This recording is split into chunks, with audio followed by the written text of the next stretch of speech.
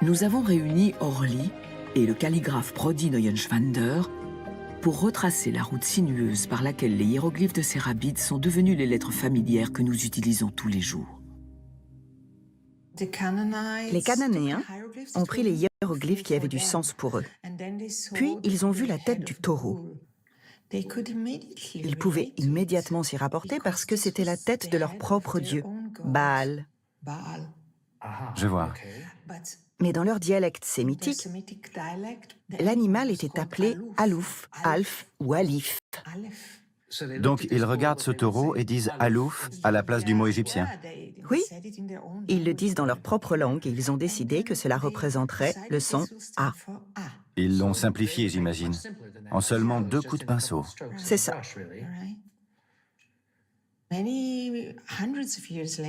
Quelques siècles plus tard, les scribes en Phénicie adoptent le dessin du taureau. Ils l'orientent différemment, car l'image ne compte plus. Puis, les Romains en changent la direction.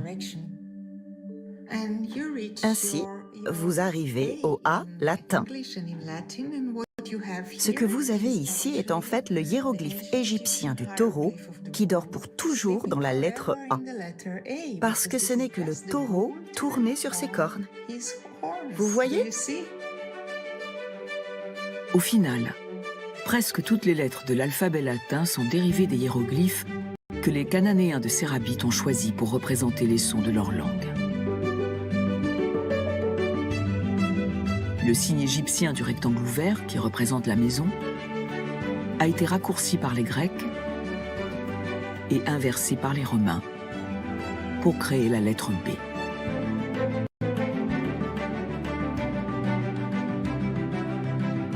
Le hiéroglyphe pour l'eau, Mayim en cananéen, est devenu en grec mu et en latin M.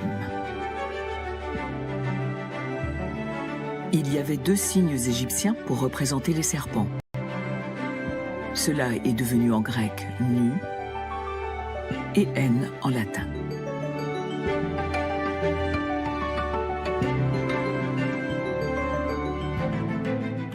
Quel est le nom égyptien pour la tête? On ne sait pas exactement, mais c'est quelque chose comme Tat ou Topt, mais ça n'avait aucun intérêt pour les Cananéens. Alors quel est leur mot à eux pour la tête? Très différent, roche. Roche avec un R? Oui, avec un R au début, et ici, ils arrivent au R. Donc c'est la tête des Cananéens. Oui.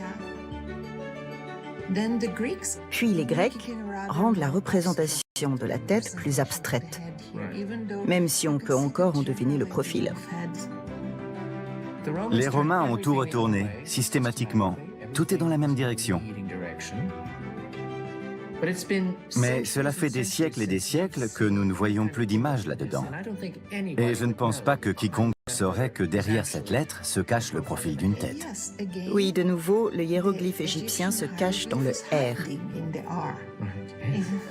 Il se cache toujours. Il n'y a pas que les alphabets latins et grecs qui viennent de Sérabide. Presque tous les alphabets utilisés aujourd'hui ont puisé à la même source. L'hébreu, l'arménien, le cyrillique,